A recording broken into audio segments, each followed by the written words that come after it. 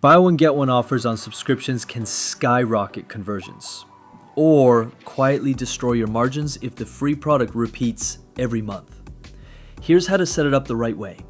First, go to Kaching Bundles and create a new deal.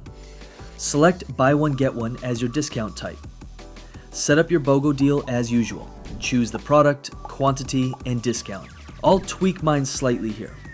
Once everything looks good, scroll up and turn on the subscriptions toggle. Then click Publish.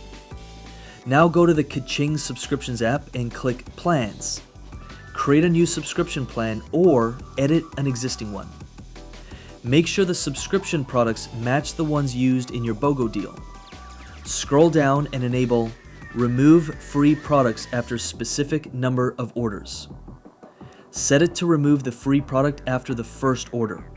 Then select your free product.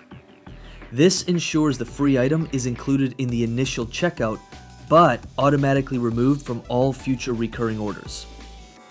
That's the key setting. Last step, always test. Choose any tier that includes a free item and complete the checkout. In the order, you should see that the customer pays for 2 items and receives 3 for free. Now go to the Subscriptions app.